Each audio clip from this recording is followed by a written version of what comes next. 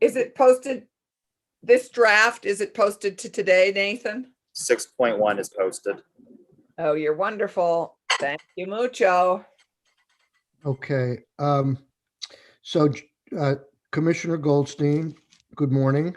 I apologize again for the 3 minutes you got yesterday, but my hope today is to give you as much time as you need on the capital investment grant language, and also on the few changes that are in the ERG proposal in this bill, which pretty much picks up where 315 left off. So I know you've had a chance to look at this further. We're all working under very, I know you are, and we are, tight time frames. So we're trying to move this along and still do some semblance of due diligence.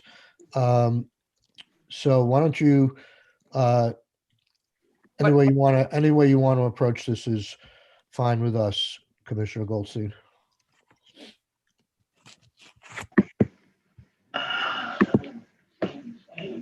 Hi, I can't find my video monitor thing, so bear with me. Are you taking, we're going to go through the most recent version? Where are we? Sorry. Yeah. Well, the most recent version really hasn't changed much. So okay, we can, I mean, I think what was in the version yesterday, and any thoughts you've had. I think you did, last week you did explain your memo to us, which this is in large part based upon. But okay, if you want to give us your thoughts or concerns or changes you might suggest, any way you want to approach it is fine.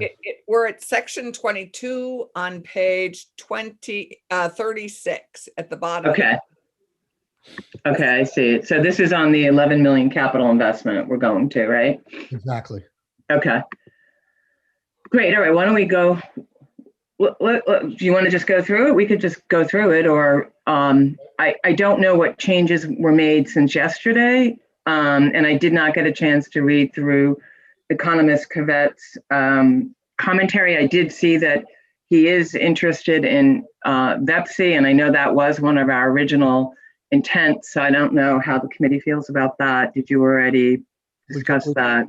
We could talk about that. All right. Why don't you go through it and highlight points that you think you would like us to Great. focus on? All right, let's scroll down if we could. Tell me when to stop, Commissioner. Keep going. Keep going. I think that all looks fine. I thought the language really reflected what we sent in the memo, so I think that was good. Want to continue?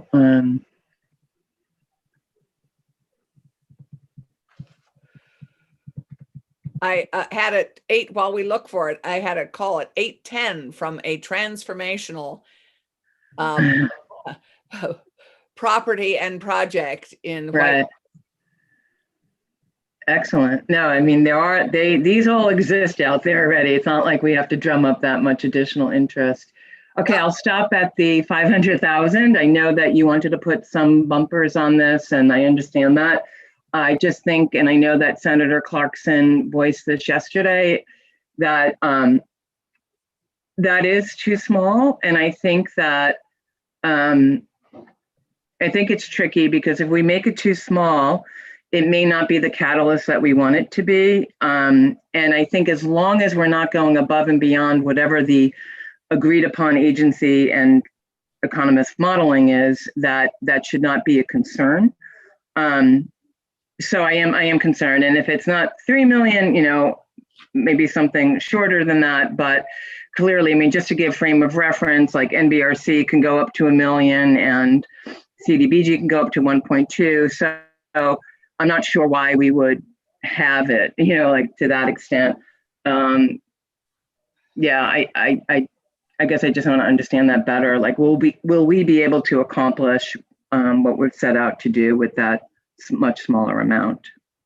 Okay. well, Do I when you continue, say- or do you want to talk about that now, or? We can talk about it now.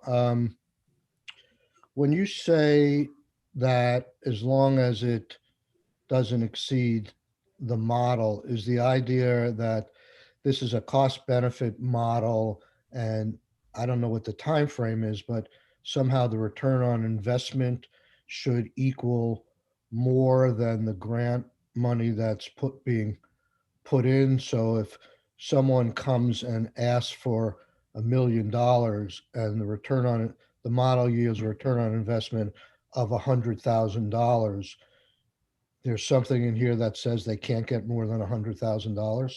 Well, it says on number one, it says the award shall not exceed the lesser of, and it would be the amount or the estimated net state fiscal impact of the project based on the. Right in front of my face. Sorry. It's all right. It's all right.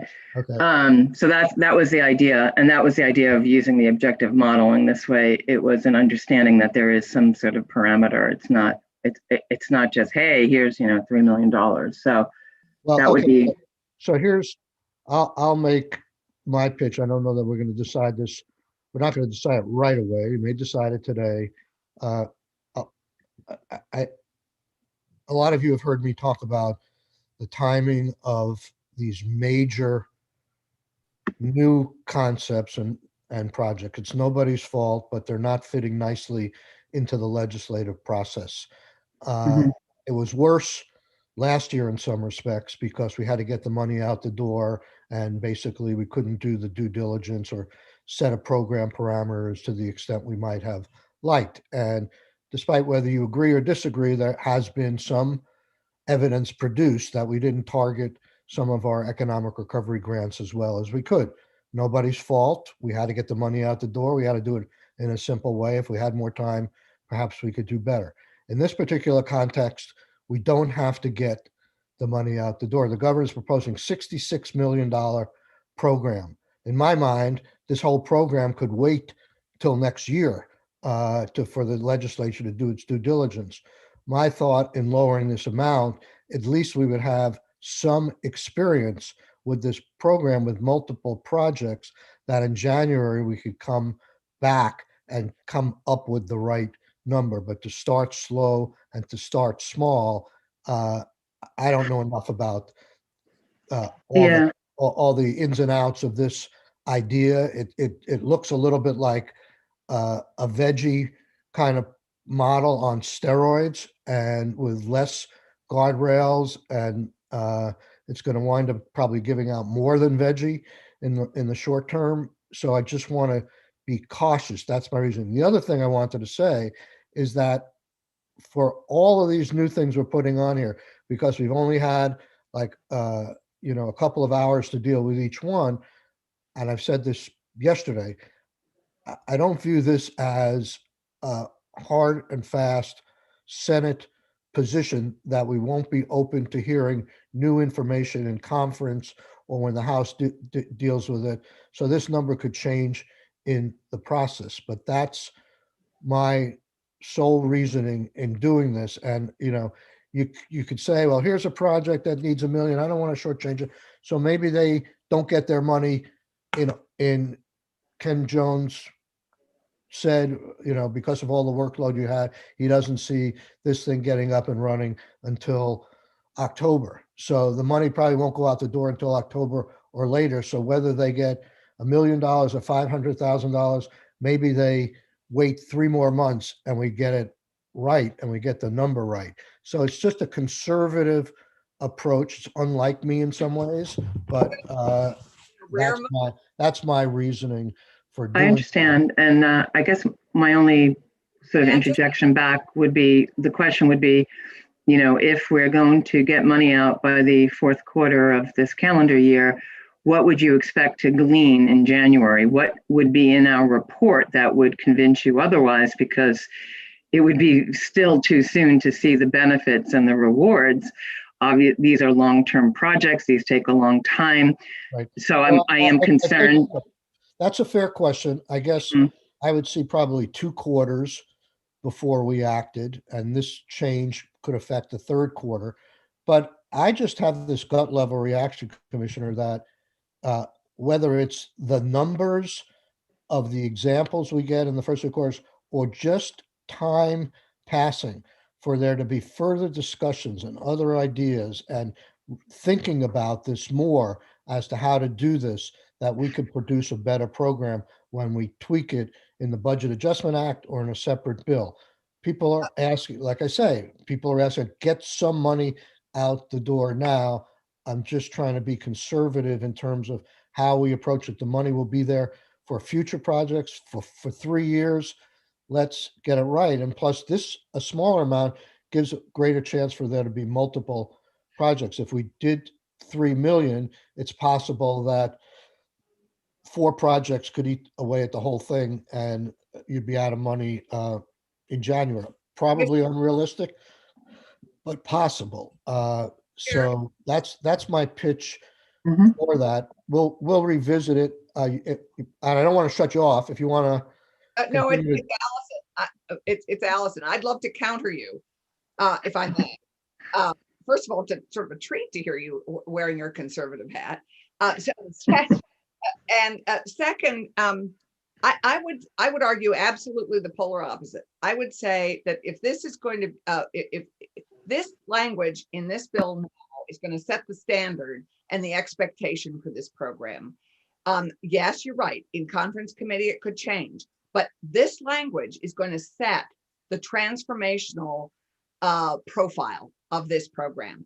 If we want this program indeed to be a catalyst for transformational change in a region, it's got to be bigger than just something that's just a little bigger than a recovery grant. So $300,000 per company. These are projects that will hopefully not just be a company. I mean, it'll be bigger than a company. This will be regionally transformational. And I see these, if you don't set the expectation for them being bigger than just a little bit more than what we have given to individual businesses, I don't think you're going to set the tone and bar for these kinds of projects. So I would argue that this language going forward actually right now in this bill sets the expectation for this program.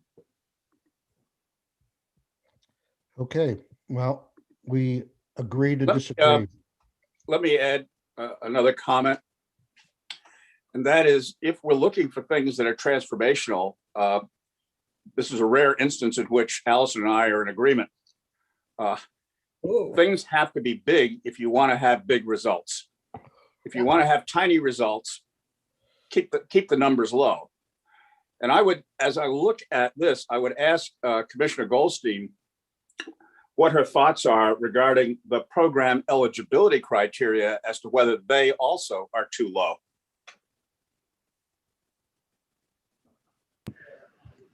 Thanks, Senator. When you say the eligibility requirements being too low, you mean that For example, the size of the business that is eligible to apply.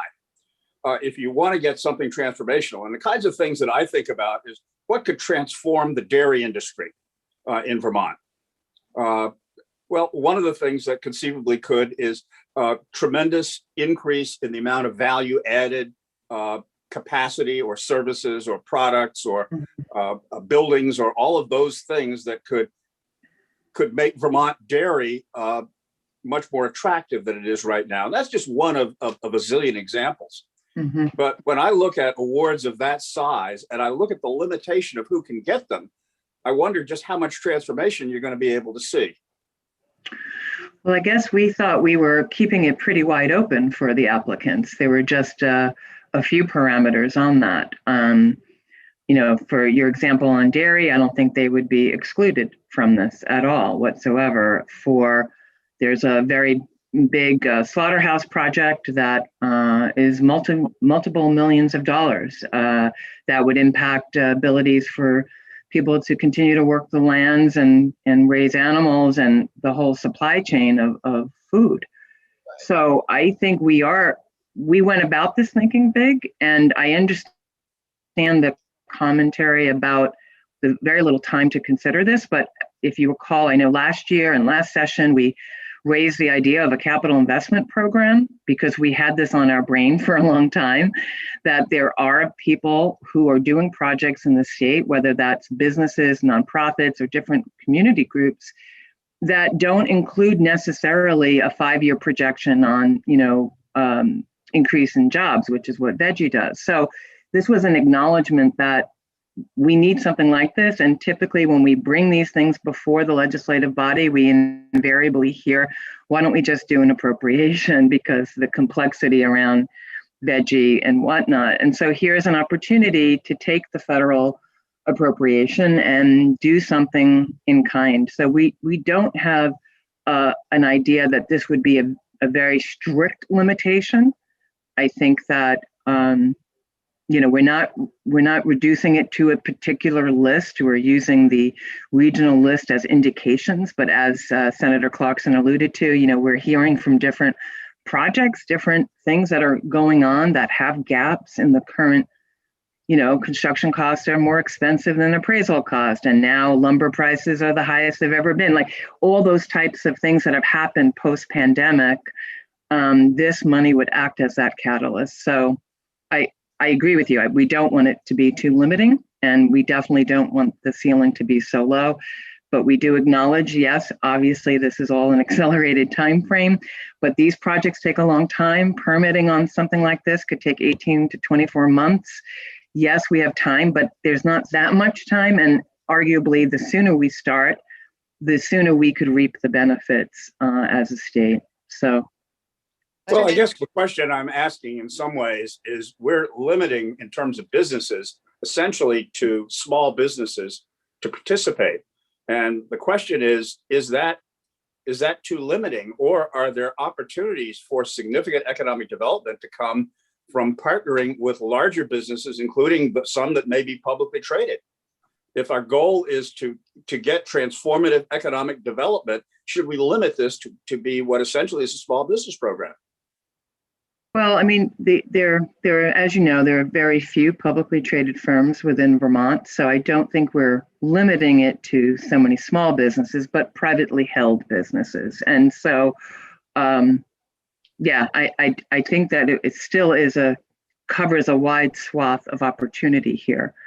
And I don't see this necessarily as an individual business. This could be a bigger project, a building that would house many businesses that could, I see that in the two projects I'm thinking of, this Park Street School in Springfield, for example, that would be just a huge catalyst for transformational change in downtown Springfield, just like the development of 100 River Street was. So I don't see it necessarily as an individual business. I think it needs to be flexible because it could be arranged from something like the slaughterhouse or a huge, much bigger slaughter facility in Addison County. I think that's where that is. Is that right, Joan? Yes, it is. And to the Park Street School, two very different projects, but two with huge regional impact. No, I don't disagree with that at all. It's my concern is not who's eligible, it's who's ineligible. Oh, okay. In other words, if you look at 2C, anything that has more than 20 locations and publicly traded companies are ineligible.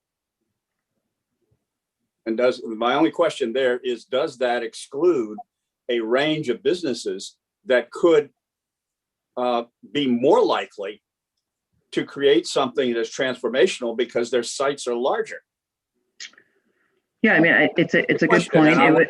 It's a good point, and we wanted to put parameters on it just so that people understood what we were going after. When we looked at the regional priority list, we actually did not see any project that would be prevented from applying based on these criteria. So I'm a little confused here, and this is part of my problem with going big right out of the gate. Are we talking about when Senator Clarkson says there are multiple applicants for these projects? Can you explain that to me? Who would be applying? And also, aren't we talking about like gap filling here? We're not doing an entire project with this 500,000 or $1 million. We're just, we're, there is a requirement here that this project wouldn't be completed except for this money. So I assume there's other money, there's equity interest, there's leveraging requirements. This is, this is the grease that makes these things go. We're not talking about, uh, Correct. and I think we want to make multiple projects go, at least initially, without giving it all to one project. Absolutely, I think. Yes, that is correct. It So it would be. Who would be applying for these grants? There could be nonprofits, it could be an RDC, it could be an individual business, it could be a group of businesses, but it's generally a for-profit or a not-for-profit entity that's going to do some sort of capital investment, like an expansion or taking over a building, fitting it up, renovation.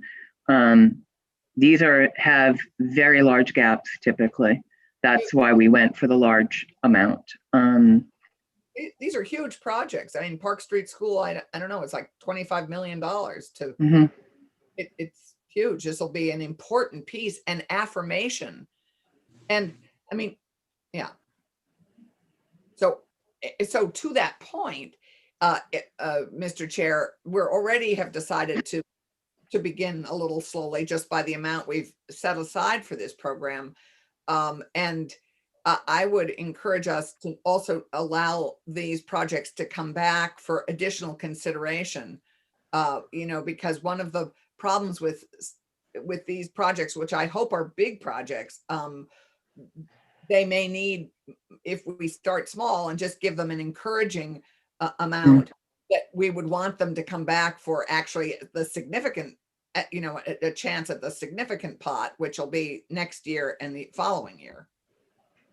So I would want them to be able to apply for more support, because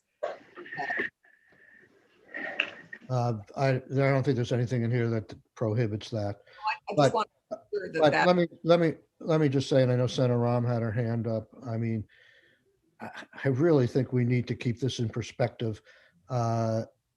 We're dealing with a lot of money here compared to all our other economic development projects and compared to all the other needs in the state. And, I think, given the time frame we're facing, I think I don't see the downside very much of going small initially and having more information to refine this program come January. Senator Ram. Yeah, I mean, so I had a few questions. One, Joan, Commissioner Goldstein, is there a regional entity? Like, I know it excludes a municipality and a state entity, but what about a kind of public regional entity?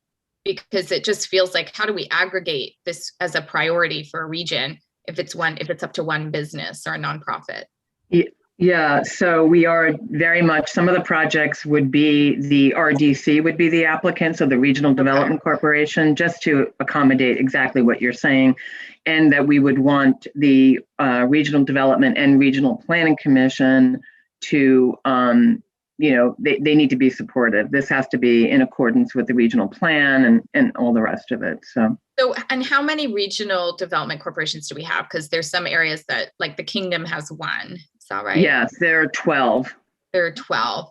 12 RDCs and RPCs. Okay. So if you took 11, I mean, I had divided 11 million by the 14 counties. That gets you to like $785,000. This could be divided up by county, or, conversely, if you took, the number of counties and multiplied it by 500,000, you get 7 million. So, I'm just curious if you feel like there's a region that when you think about, for example, Chittenden County, they might have more projects, but they also have more capital available, within the county. So do you feel like there's a region or county that's more deserving of a sort of more projects? I think I can't hear you. I think our goal is to have at least one. Oh, I think our goal is to have at least one project per region. I think we put that in the original intent Mhm. so that we did have regional, distribution and representation. But that might Right. all happen in the first year. I think that not all regions have projects of this scale and magnitude that are ready to go right away. Well, that's correct. And to just comment a little bit on what someone else had said, and I can't remember, about, going back to the, coming back and getting more money. Our intent on this was to not have that where it continues to linger and get funding. We wanted this to truly be the catalyst that would have the project begin, that they could actually launch. And yeah, the smaller amount, the smaller the return. Just generally, I appreciate everything that's been said, but So I have a kind of different proposal. If there are 12 regions of the state, I would increase the amount that they can get to 750,000. But then if you multiply 750,000 times 12 regions, that's $9 million. I would put $9 million towards this and take the other 2 million and put it into economic recovery grants or something else that feels constrained financially right now. Mr. Chair, I don't think that this is, these are projects that are not all regions are not equal in this moment. Not all these are big projects that it's not all going to happen this right now. There are some projects that are really itching ready to go, and there are many that are still in development. So what amount of money would you give? Because that could still put one region far ahead of another that doesn't have their ducks in a row. It's not. I think that this is a pot of money that the projects that are ready to go can apply for. And it's aspirational. I think other regional projects, it's a 3-year project. It's a take 3 years to look at this. And I don't see us dividing it up in equal measure right now. I see it as per project, and that over the 3 years, the goal is to have every region affected by a major investment. that is. So Allison, could you be more specific then? I know it's over 3 years, but. So Joan was just going to answer that. Okay. Yeah, so the idea would be, even if we can't get to all 12 regions in the first year, that we would over the period of 3 years. So in other words, we are going to regional distribution is one of our concerns or considerations, if you will, and readiness to commence is another one, as well as leveraging other resources. So I think we take that into consideration when you say how would you be able to prioritize? I mean, those are the types of things that we would take into consideration. I mean, I guess I just still don't see it adding up to 11 million. Are you anticipating 2 or more projects in one region that you would not fund? necessarily, at least in the beginning, we would not want to double up in one region. We would want to consider from all over the state, but to Senator Clarkson's point, not everyone's going to be ready. They're all at different stages. I don't think we're disagreeing. I guess that what I would just say is, I could see increasing the amount of allocation for a region, and you still have 12 regions. So why 750,000 for each region is still 9 million. But it isn't per region, it's per project. So I don't think, I think you're looking at $66 million as a program, and you're looking at that over 3 years being spread all over in every region. I don't think you look at it per region for this smaller amount of money for $11 million. I think you look at it per project, and that the goal over 3 years is to make sure that every region has a transformational project. And that's why the RDCs and RPCs are so important, because if there isn't one in the works, there needs to be one. But this is a pilot, right? This is saying, let's put some money out there and then come back. And see what comes at us. I think that's why it's so important to set this amount. I wouldn't set this amount much lower than $1 million, because that sets a standard and an expectation. And I think that's really what Daniel Burnham we got to channel our inner Daniel Burnhams, make no little plans. This is an opportunity with ARPA to make big plans that we've wanted to do for a long time that have regional impact on job creation, on business growth and business stimulation. So I don't know. I think of this is exciting. And I think we have an opportunity to start small and see how it goes. And we have a check-in within, less than a year. We'll be checking in to see what kinds of projects are understanding how this can be deployed. Exactly. And at that point, I think we'll have a better idea of what the appropriate amount. It could be higher, it could be somewhere in the middle.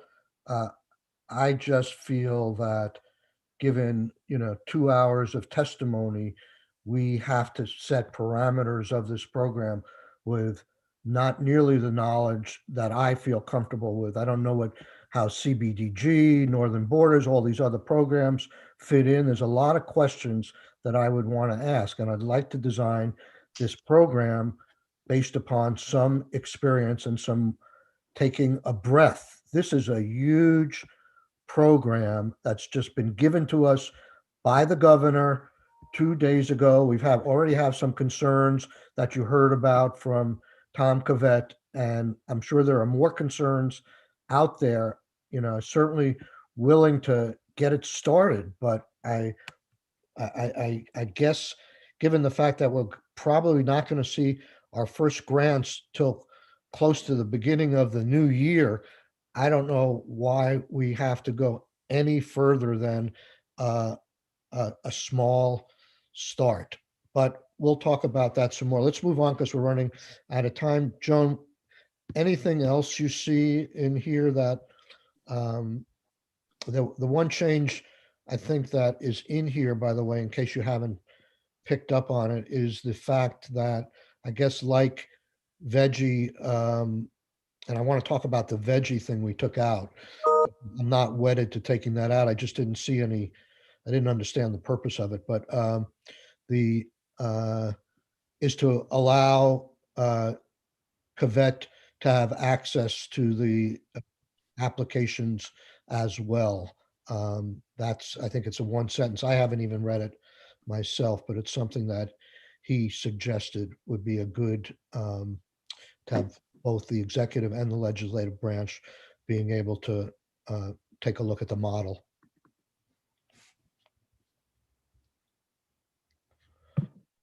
Unmute.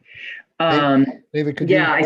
I think it makes sense for the legislative and executive economists to agree on the model, and then the model gets approved by joint fiscal. Yeah, I think that's a good approach. Agreed. Can I ask a question? Maybe I missed something that that 66 million is already earmarked for regions as opposed to just economic development. No, Okay. that is not the case. Okay. Yeah, because The that only doesn't. thing that's been appropriated at this point is, as I understand it, is $11 million for FY22. There are Right. very few cases where the Appropriations Committee took the governor's 3-year plan and stated their intent to appropriate X amount of dollars for Right. FY23 and FY24. I could be wrong, Joan, maybe I don't think Appropriations Committee has made that statement in the context of. No, I don't think so at all. No. So my question to the commissioner, I guess broadly, about when you look at all of this, we're talking about a couple $1 million here or there could make a tremendous difference to more urgent needs. Do you see the $11 million in capital investment, which is like big thinking and it's not going out till later in the year, as a critical place to put that much money? Or would you put it in economic recovery grants that are more Senator Rahm? Yeah. I don't want to prejudge what Commissioner Goldstein might answer. It's a tough question for her, but practically speaking, we've made that decision already. It's in the budget at these amounts. It would be very hard for us to change those amounts at this point. The Appropriations Committee went along with the numbers that we suggested. to them. It's you raise a good point. You know, this is part of the problem of how fast we're moving.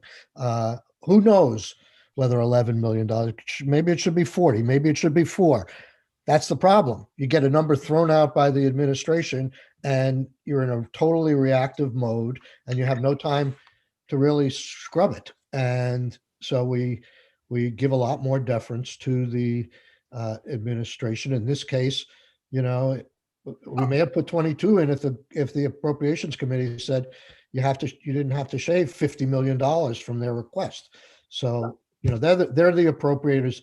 They would not be happy with us if we started changing the numbers at this point. Okay, thank you.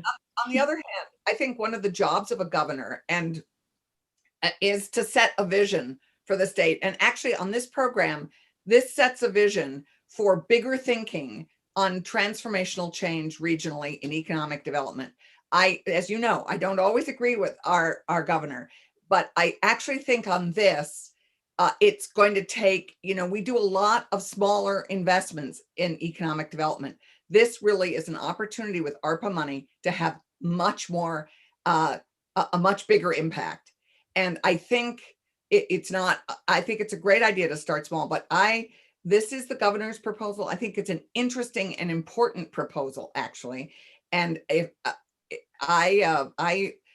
that's what we turn to governors for, our vision. And I don't agree with all his vision proposals, but this one, I think, goes to the heart of what we need to do in Vermont, which is really catalytic change in some of our areas. And I think it's exciting. And in all fairness, we've had more than 2 hours of testimony. We have talked with a couple people. You know, we've heard this program presented to us, and we've now listened to it for a couple times, and it's really begun to excite me. And also just because I know of some of the projects and I know what impact they would have regionally. So all of us in our areas know of different projects that this might, benefit. And it's bigger thinking. It has to have us thinking outside the smaller box of an individual company. But, Senator Clarkson, I don't disagree with anything you just said. I just maybe I'm slower on pulling the trigger with this outline right now being the end all or be all. And there may be better ways to refine this and to combine with other efforts. Both of us have long histories working in this building in the State House. And I think we can safely say that if someone came to us with a $66 million program, we would spend, whether it's 2 hours or 3 hours, we would spend more than that amount of time in designing the program. And we would like to see some sort of pilot probably for this kind of money. Anyhow, but the transformational thinking big is a goal that I think we should be aspiring to. So anything else, Joan? We're gonna have to move. I hate to do it, but we're gonna have to move on to apprenticeships. But okay, could we just go back to the section where you have the legislative economist? I thought we agreed that we would agree on a model, but this language looks like that the legislative economist would get copies of the application. So that's a departure. That's what I was trying to flag to you. Yeah, I'm not understanding that part. If we've agreed to the model, does it mean that each application has to go to the legislative economist? Or what is that exactly? I would assume upon request. This is something that Tom Cavett requested and I think talked about in his testimony, because different, depending upon different inputs that go into that model, different results can come. So I guess it's just another check to make sure we're funding the right projects. But he's not part of, my understanding is that this also is doable in the veggie program already.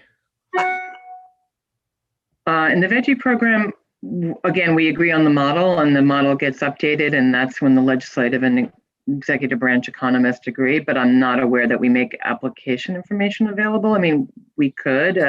What is your concern? I'm just not understanding, is this part of the process that or is it after the fact? Like, is it just that it's going to request it? Is it a checkpoint? It's not something that we do now, but I could double check whether it should be upon request or whether, I don't know what's involved here, how hard it is to copy these documents. I understand they're totally confidential and there's an agreement to sign on that. But, in terms of giving out large amounts of money, that there should be a second set of eyes on how what the inputs are into that model. And that's what I heard in Tom's testimony. And I guess I would just say, if that's the case. I think it's in his memo as well. All right, I didn't get to read his memo, but, and I will do that.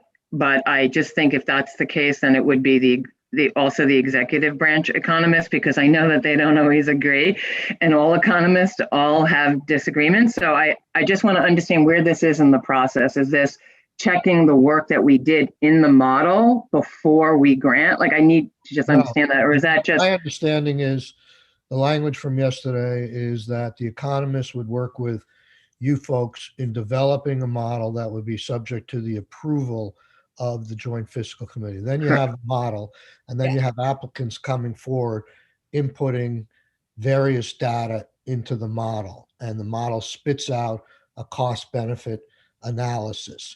This is just a check. You still have the authority to use whatever you approve on this. It's just another set of eyes saying, did you consider this or did you consider that? You could say yes, no, or you disagree, and then you can go forward and make the approve the application. But the concept is, by having potentially another set of eyes looking at the application, the legislature would have its own set of eyes to say, there's a mistake here, for instance, and we should double check this. So that's what my understanding of it is. It's one of these things, I guess. It should be something that it should make it for a better product, and everybody should be supportive of it, I would think, unless you think that they're going to do something untoward. I mean, I don't have any problem if you're saying that the third set of eyes should be the executive branch economist. I assume that they could do that already, but because everything is within your agency, that doesn't say who within the. So I don't have a problem with that. I don't think if that's a solution. I suppose, just to be, because there are, they're both economists, they may agree or disagree on different methodologies. And so why not just make it include both? I mean, what we're doing is we're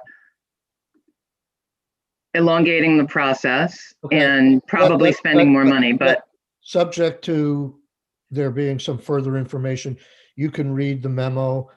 I'll read the memo. We'll put that language that you want in there, and if it becomes an issue, we'll take it out. Other changes that I should know about on this, I'll look at it, but I don't think so. David, were there any other changes made?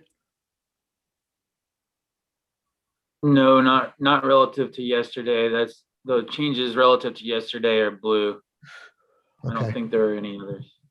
And not in this section. Okay, let's go on to, let's see what time it is. Let's go on to ERCs. We're going to only have like 10 minutes here. So the changes here that I think essentially we're using what you've done for 315. What is in here is on line 18.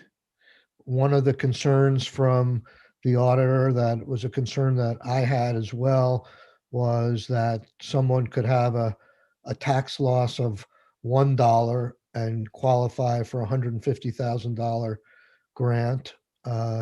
So even though the language always said the grant shall not exceed the lesser of 3 months or $150,000, I read that would allow you to give that those were caps, but you could give a lesser amount.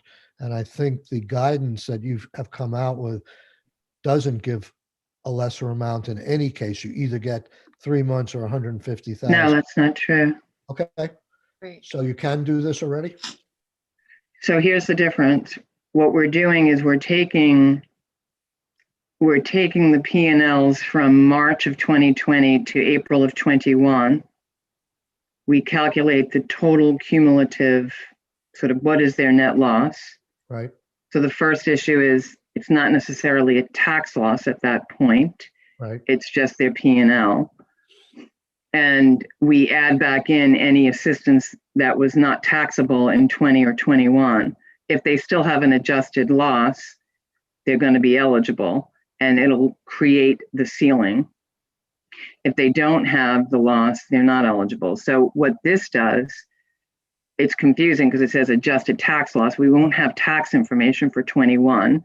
We need to include 21 so we could take that into consideration, any assistance people received in 21 into consideration about the level of grant. So that is concerning just in terms of confusion. The other is, let's say, all these questions about can we adjust guidance? Can we do this? Can we do that? This would make us have to come back to the legislature if, for example, there was leftover funding and you wanted to do something, let's say, for a targeted group, we would be unable to based on that particular language. So just concerned on a number of things. We are taking the adjusted net loss from the period of COVID, and that is going to determine the ceiling. That is how the guidelines are written today. And the question is just whether or not you want to firm that up in statute so that we would be unable to make any adjustment if, for example, let's say there is leftover money and people are claiming that they are more harmed. And, I've been getting some mixed messages about whether we're too restrictive or too liberal, that we would not be able to do that until you all change that particular, now that you have it in statute. So right. You and I have talked about that, and I think we both have some sympathy for if there's leftover money to give it to people who have been shut down during the spring, especially pursuant to executive orders. And I don't want to, I don't know that we can get that in here right now, but I'm open to discussing that in conference further. I think that would be a good use if there's any leftover money. But I guess I'm just trying to get at the concept, and maybe we can work on this today. Do you, if you've, whatever it is, net tax loss, or whatever number you get at in terms of someone qualifying, do you see the point that if it's a very small number, they shouldn't qualify for a much bigger grant? correct. The way the guidelines are written today, we establish a ceiling. The Right, ceiling is not 150 or 3 months. It's 150, it's 3 months fixed expenses, and then we do a check. Is it greater than their adjusted net loss? And the adjusted net loss is their P&L from March of 2020 to April of 21. So we are taking into consideration the continuing loss scenario of people in 21 because they were still closed.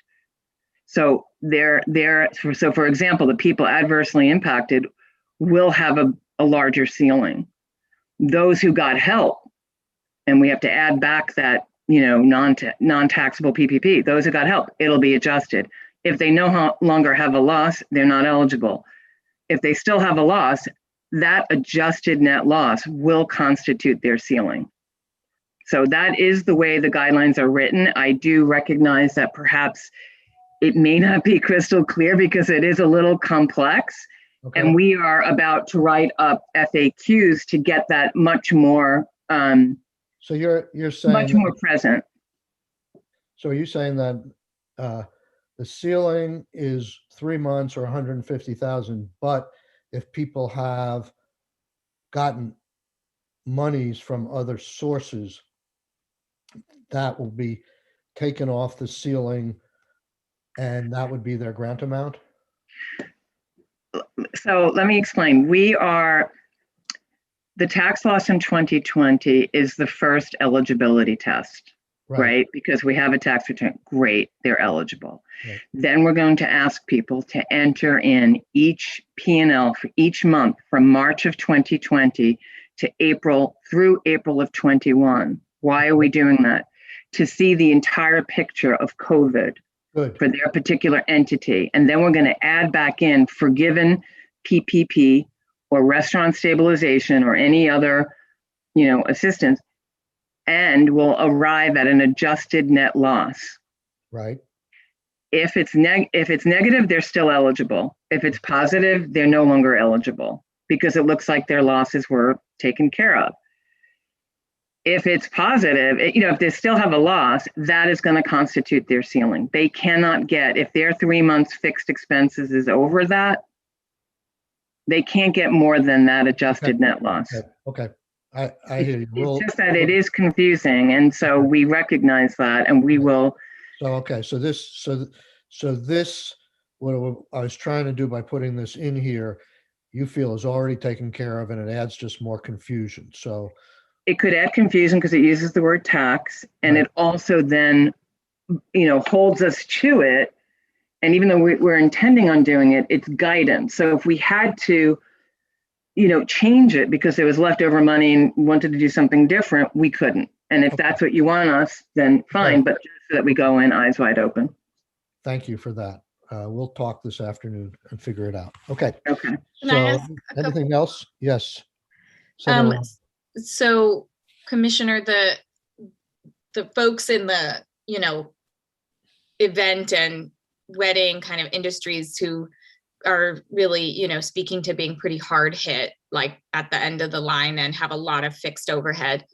Their concerns were, one, that they be allowed to demonstrate their loss for the first quarter of 2021, which it sounds like you just said they can do that.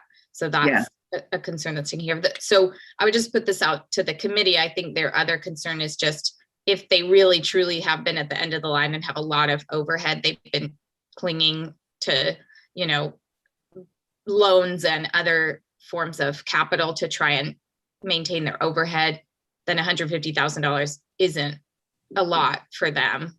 Joan, do you have a sense of like the average loss? I think we've talked about this before, like unmet need in certain industries and sectors. Do you feel like you have a sense that this number is fairly low if you've had an event space or been a tent company and you really haven't gotten anything? Is like what?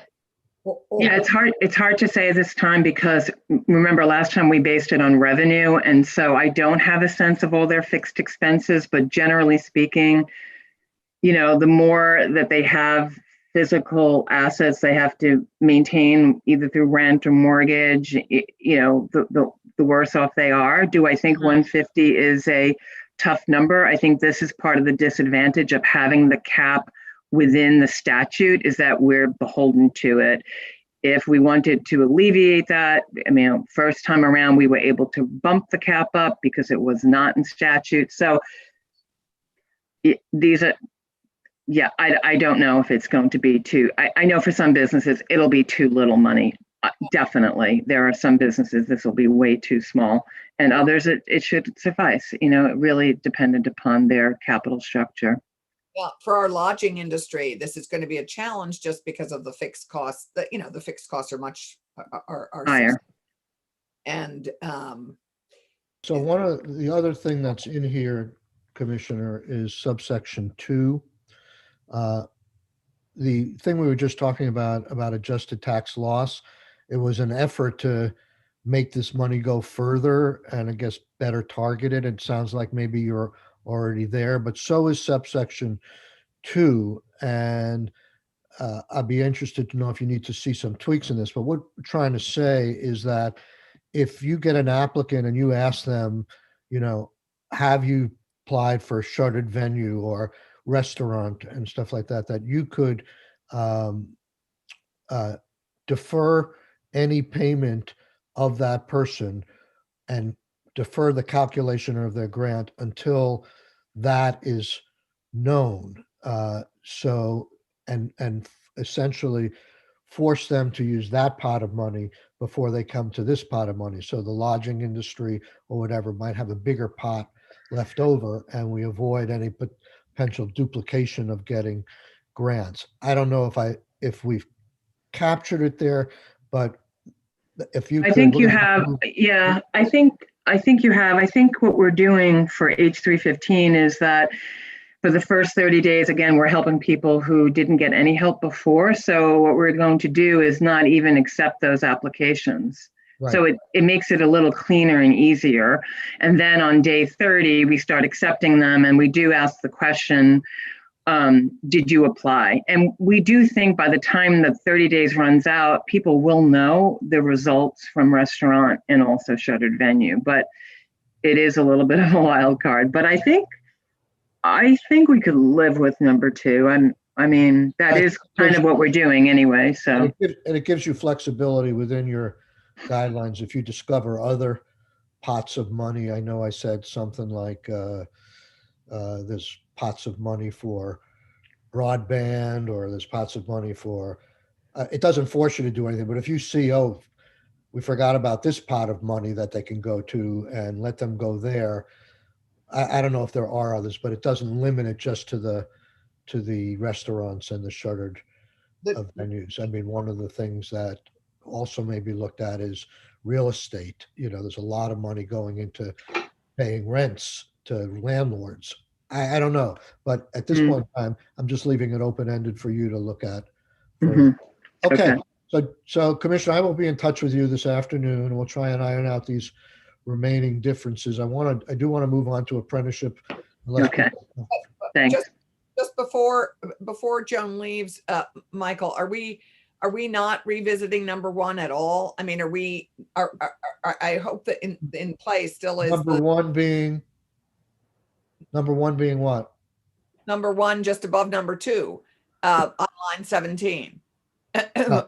Are we open to making that more flexible? I think I'm open to looking at it in conference. This is sort of came from the House. It's already in their guidelines. I realize.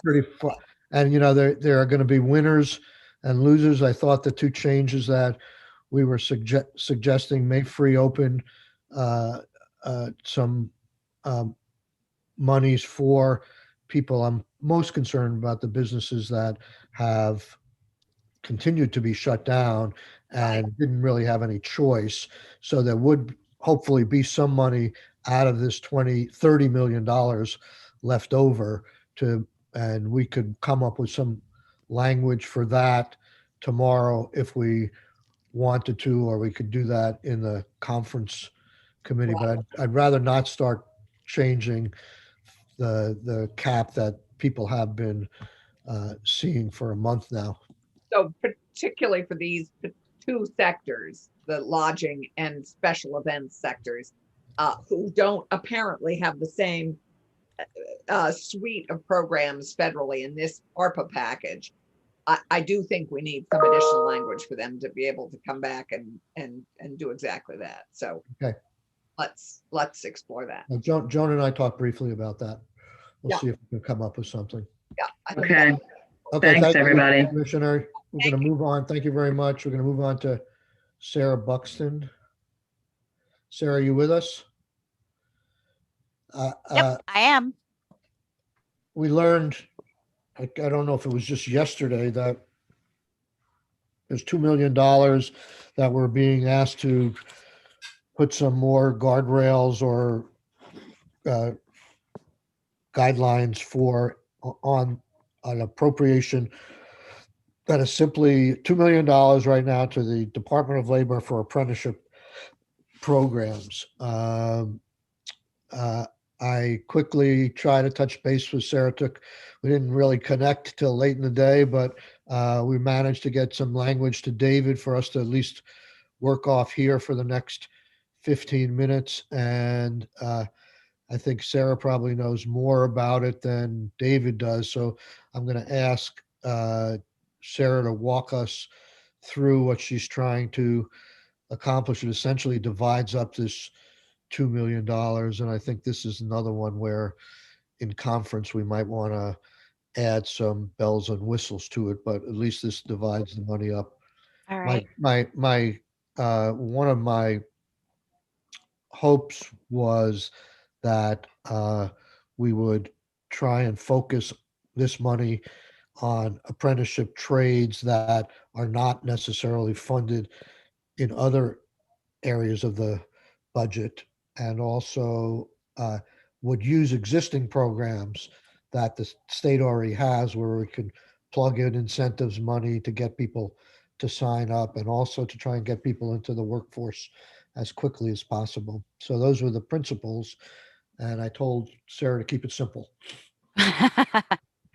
Good morning, Sarah Buxton, Vermont Department of Labor. I'm the State Director of Workforce Development. And so, yeah, we're definitely doing this on the fly. Senator and I spoke last night.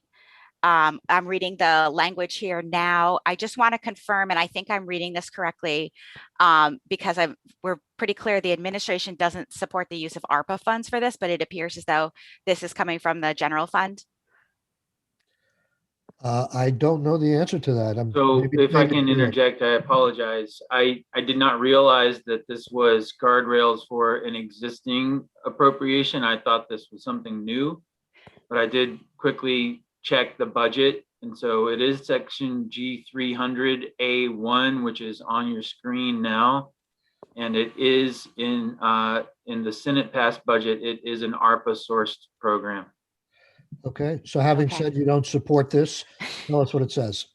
Okay. Yeah. So yeah, just so you're clear, maybe we can work on that. So basically, as I'm reading this through, what we do right now, and this would function much like federal grants to support apprenticeship. This funding would be administered in a way that would support apprentices related instruction or on-the-job training costs. So I believe the intention of this, as our conversation unveiled in the last 24 hours, is to get more workers into the workforce. So this would be targeted to new apprentices, and it would, as written, it would support the cost of related instruction or on-the-job training costs for new apprentices. And it would also support up to $750 of the equipment and book costs for new apprentices. I can tell you how it works right now.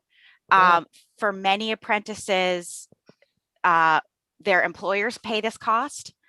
But for many apprentices also, especially the books and the equipment, for some electrical apprentices, they have to buy their own. And it can be a barrier to entering the occupation. So this would allow us to administer those reimbursements in the same way that we do for the various federal grants we've received since 2015. I'm very mindful of the fact that this is a significant investment. And one thing, especially learning that this is ARPA funds, is we want to make sure that this doesn't leave a hole in systems once the money goes away. So this would be simply to support at a participant by participant level those apprentices going into the different trades. And I do see that you have identified priority for trades. And Can we go further down Sure. on the screen? Is there more?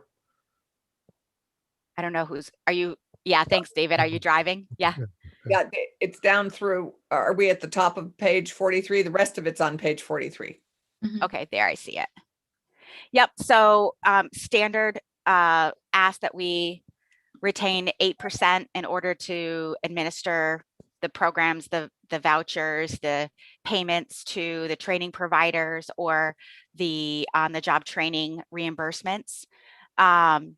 Section C, you would ask that we make sure that we expend other funds first. Some of those other funds include the VSAC advancement grant. So we do and would continue to check and make sure that money that could already be available either through other federal grants. We do have a few federal apprenticeship grants going right now. We will use those dollars first. We would check to see if the participant is eligible for the advancement grant, which can be up to, I think, $2,500. And then it appears as though there are fundings set asides for workforce training in other bills in this year's legislative session. So I think there's some for broadband. I believe there's some training dollars for weatherization. We would make sure that anything for an HVAC or a newly developed broadband apprenticeship, that the funding we would seek those other sources of funds first. So I have one question on number 1.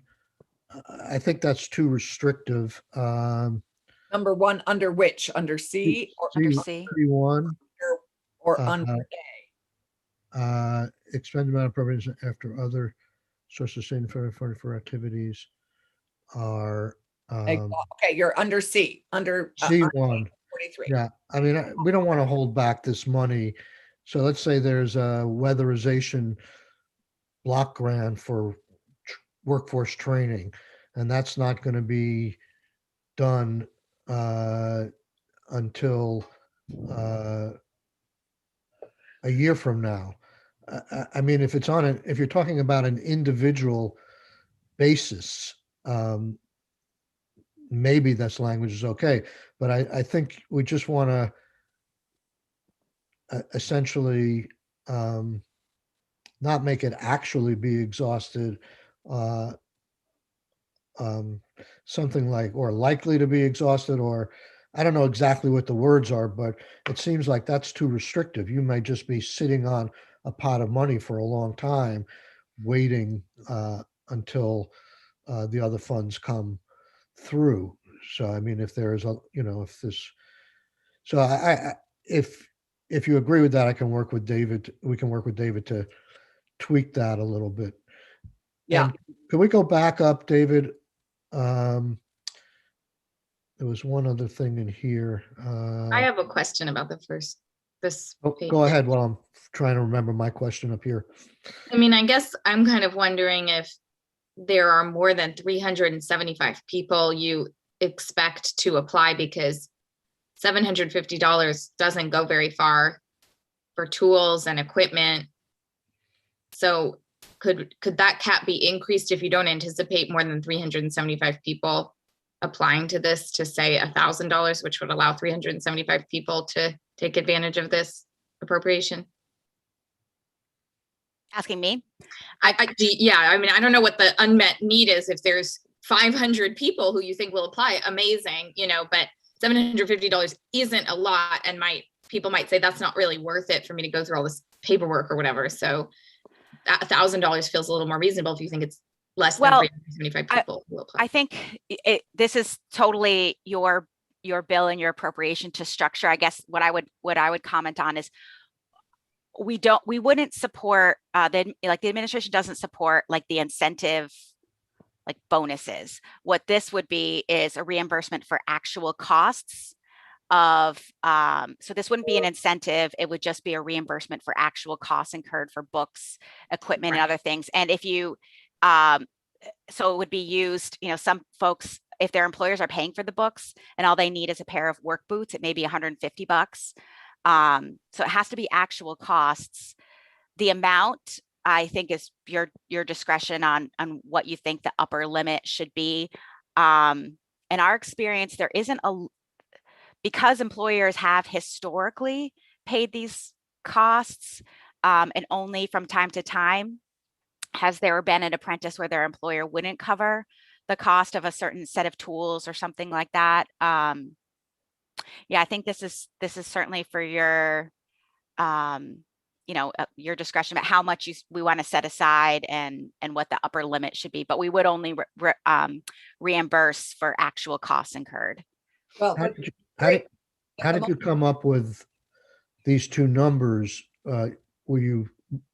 What's the average related instruction cost, and I see. how many people will that serve? Yep. So the related instruction costs vary. So for right now, the VTC enrolled electrical apprentice, it's $900 a year. For the plumbing apprenticeship through VTC, it's the same thing. It's $2,500 a year for a 5-year plumbing apprenticeship through the union.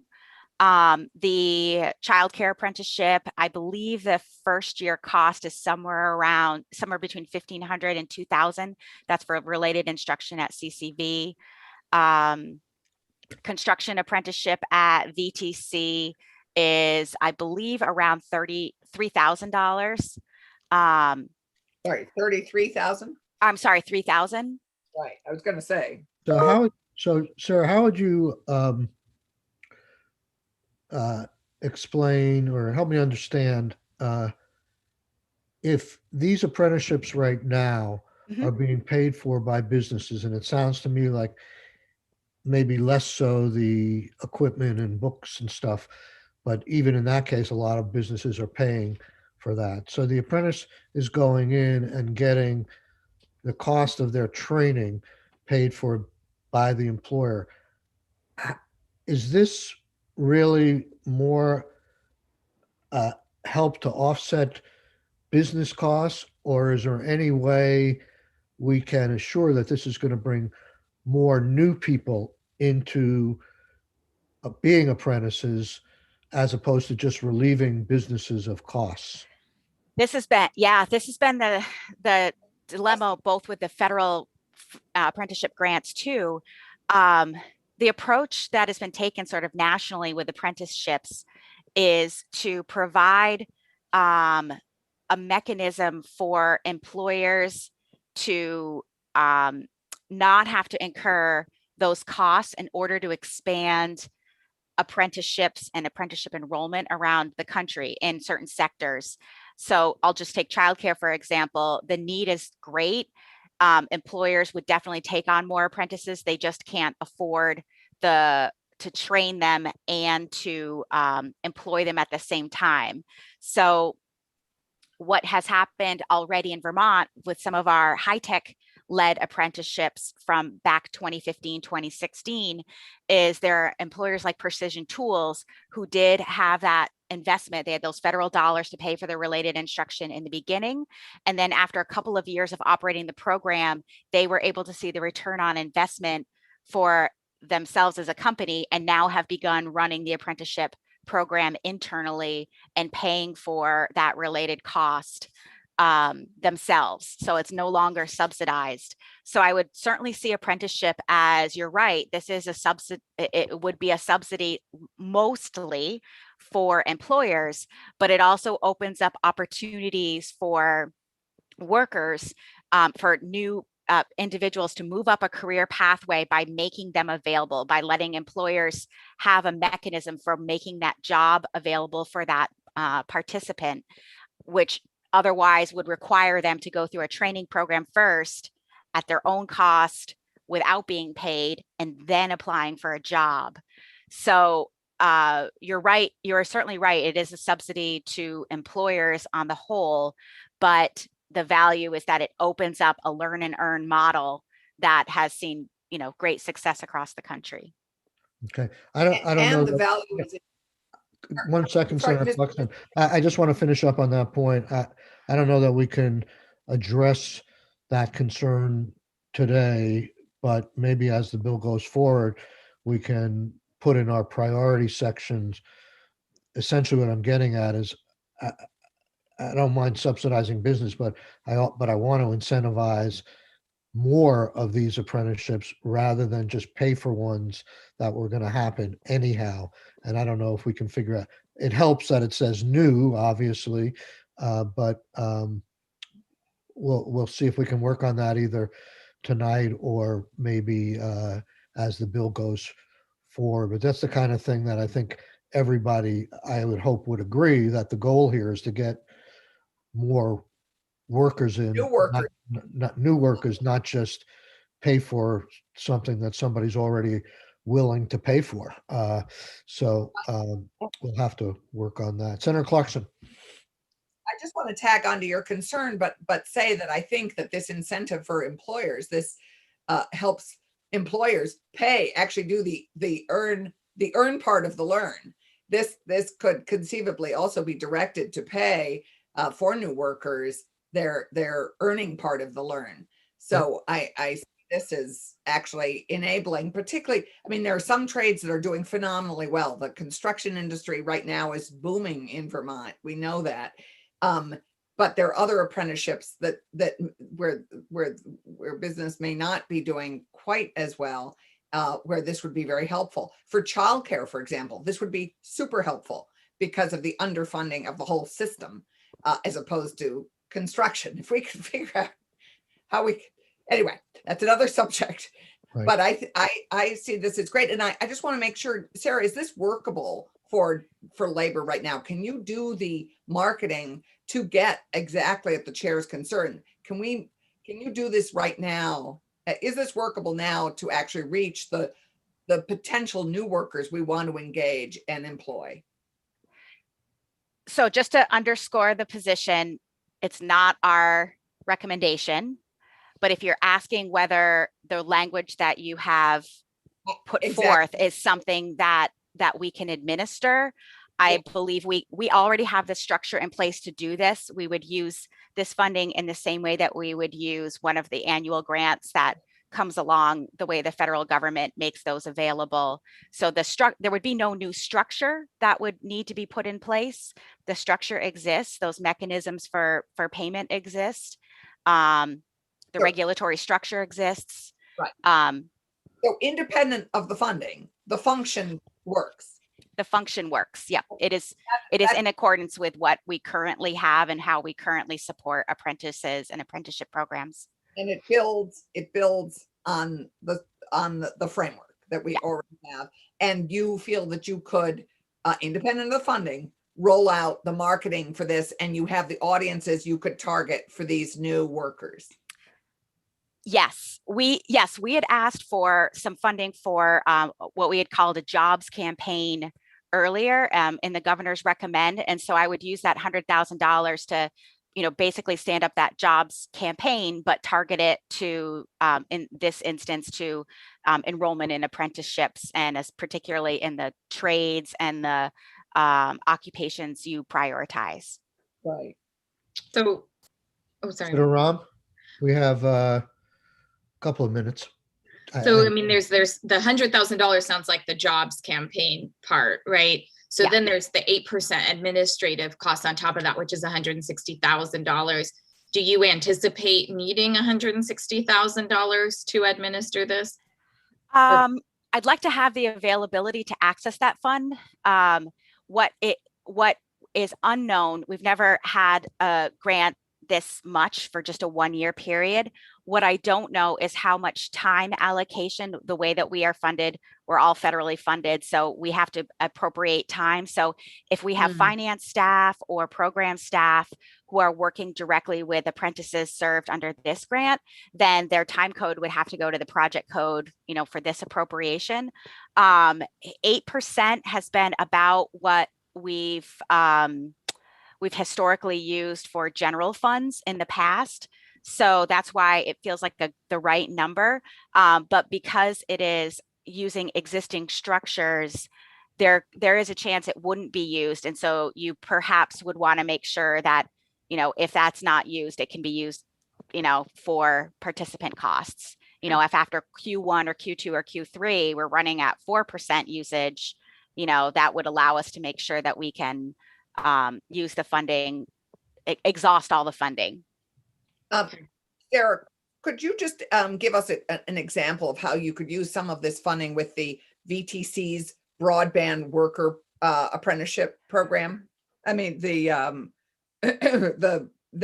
maybe VTC could develop a new apprenticeship program. I mean, with the money that we have in the broadband bill. Right. So the money that is already in the broadband bill, I flagged this with Senator Sirotkin last night. And I think this is where his concern is around using funds that have already been appropriated or are already existing. So I believe it's $90,000 to support participant costs here. That might be 50, 60 participants. The way I would see this working is VTC works with the Department of Labor and employers to stand up the apprenticeship program over the next few months. We get an officially approved standards of apprenticeship and then begin recruiting and enrolling.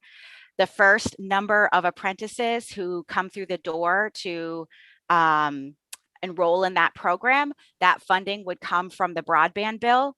And if there are additional apprentices that would be enrolled and that money has been exhausted, then we would use this source of funding to support their related instruction and equipment Great. costs. Thanks, Sarah. Thank you. So we need to get to the floor. Thank you, everybody. We'll pick this up tomorrow. It's my intent to vote this bill out tomorrow, though we'll see. Always things get delayed, but take a look at the latest version, and as soon as there are any tweaks based upon today, we'll get those out to the committee. But thank you all, and we'll see you on the floor at 10.